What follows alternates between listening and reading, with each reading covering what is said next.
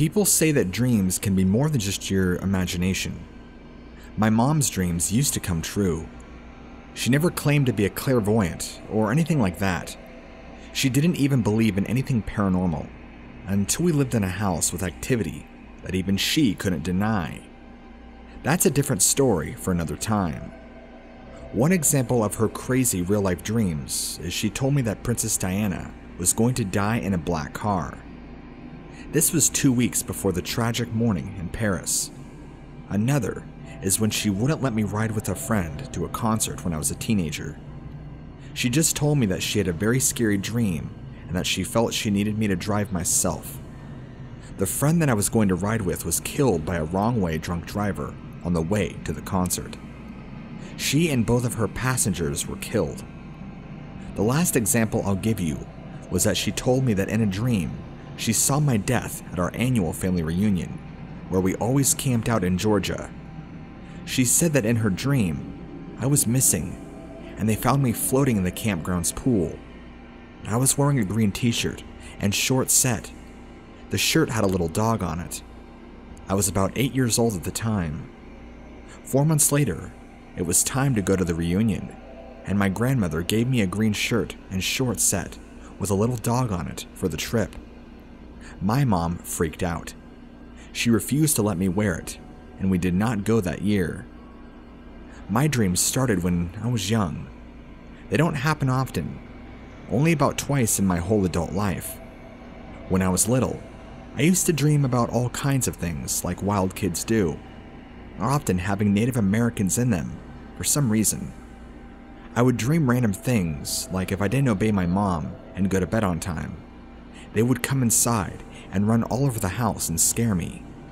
They never hurt me in my dreams, but they would scare me if I disobeyed.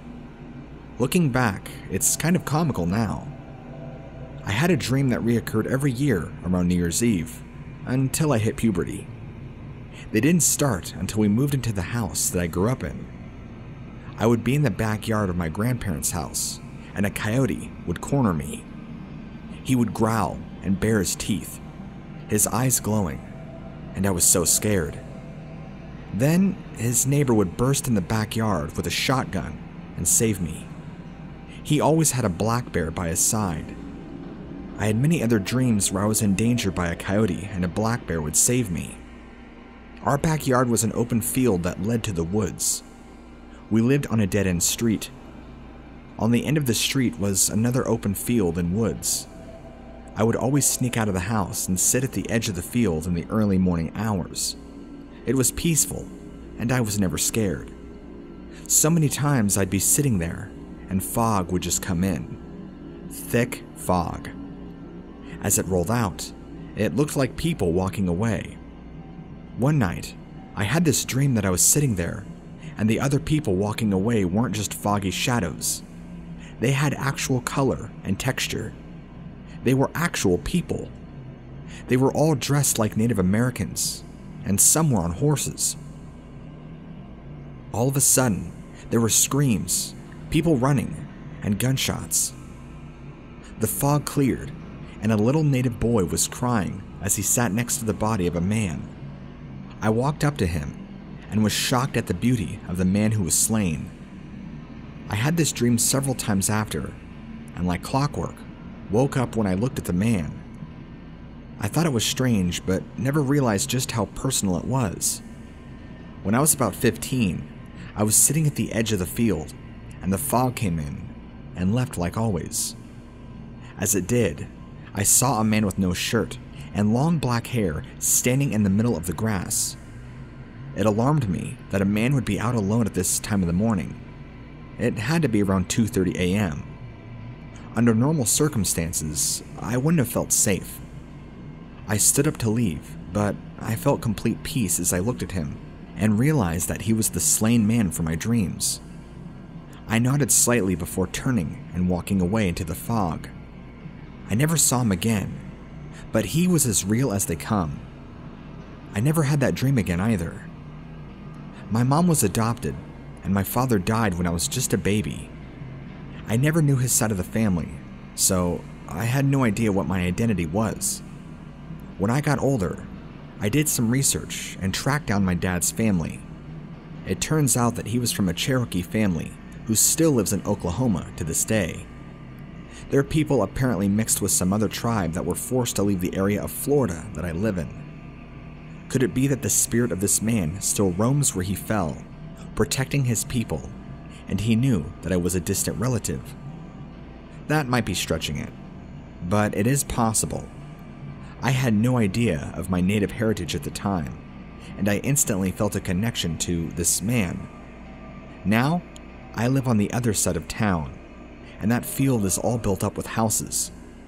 I may never see my great-grandfather many times over, as my mother called him again, but I'll always be grateful for the experience and that he led me to a connection with my father's family.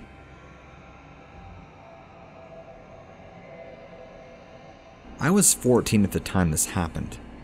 Me and my friend, who I will call Robert for privacy, would always hang out and sometimes stay out late to hang out under a bridge in our village, just to talk and smoke. Well, he would be, but he was obviously doing it in secret, seeing as he was only 15. After a few hours, I realized it was pretty late, about 10 to 11 p.m., so I said I was going home before my parents got home from work. He offered to walk me back, but I declined, seeing as it took him 30 minutes to get home from the bridge, but only 10 for me. He demanded that I messaged him as soon as I was home, just to make sure I was safe, and we parted ways. En route home, I have to pass the village cemetery, which never bothered me, considering I passed it many times before this. However, this time was different. Just after I passed the cemetery, something told me to turn around. The hairs on the back of my neck shot up on end, and I felt extremely cold and anxious. Slowly and cautiously, I turned, and I'll never forget what I saw. Under a lit streetlight, I saw a dark figure. A male figure standing at maybe 6+ foot in a long trench coat and a cowboy hat, just looking up at the light. I'm pretty much frozen to the spot by this point, crapping bricks. But then, he suddenly turns and looks dead at me. My heart stopped, but then something inside said, "Don't just stand there, run." All I felt was cold, warning feeling going right through me. A ghost?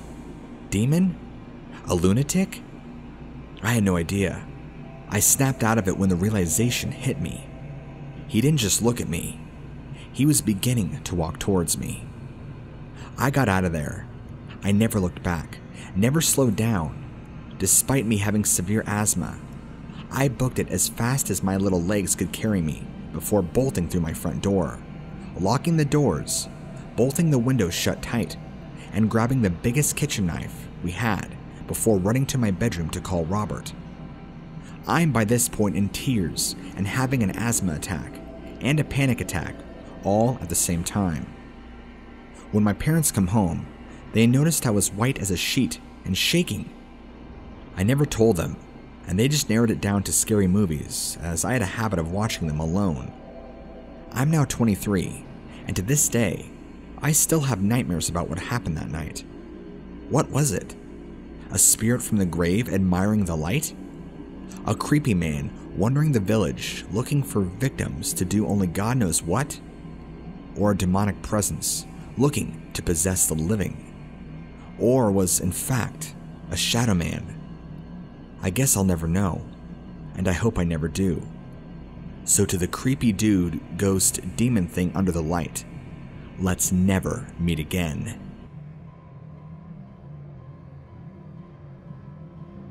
I work at a factory. When I first started, I was in the coolest area. After a while of working there and trying to keep a friendly face in front of everybody, I became comfortable saying hi and being kooky. This old man drove a forklift.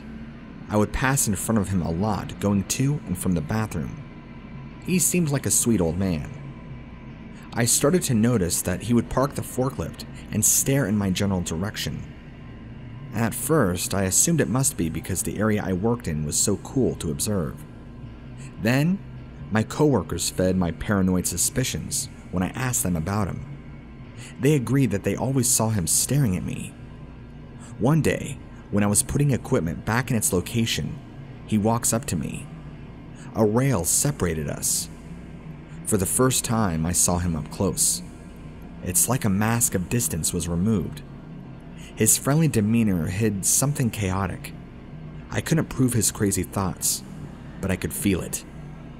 I ended the chit-chat as fast as I could and finished the job and walked away. I avoided him at all costs after that. Later, I was moved to a new area and I stopped seeing him. Another girl was moved into my area after a while. A month or two after she was hired, she started seeing him again. Only this time, he was staring at her. I never talked to her, but I decided to ask her about him. She instantly froze and said something like, "You notice him too? He won't stop stalking me." We bonded over our stories, and I learned that not only did she talk to him, she also either went on a date with him, or almost did. That part I can't remember right. She made the mistake of telling him her favorite candy, and he would bring them to her. He followed her from 3 different areas she worked in. He couldn't take the hint that she was uncomfortable talking to him. Every time he tried, I would ask her to check a part for me to pull her away. She told me that another girl in a different area she was in started to say hi to him. That girl told her that he wouldn't stop talking to her, so she told the girl to stay away because he's a creep. Later that year, my coworker got a random text. Thinking it was from somebody from work or something, she responded with, "Who's this?" A picture appeared of him saying, "It's me." She threw the phone and screamed. Then she responds with, "Don't you ever effing text me again," basically. He still walks by and looks in her direction as he passes. So, I got moved to an area in the front. He works in the office now, so I would see him walk by for a cigarette break. The first day after I work, I was standing outside waiting for my ride. He caught me off guard. Right in front of me, he turned and said, "Bye," with a smile. All I can think to do was look past him, like I didn't see him obviously 2 feet away from me. After that, I haven't had him try to tell me anything. Any girl I work with, I make sure to let them know that the wrinkly guy in the khaki pants will stalk you if you tell him hi. It's weird how that's all it takes for some guys to become obsessed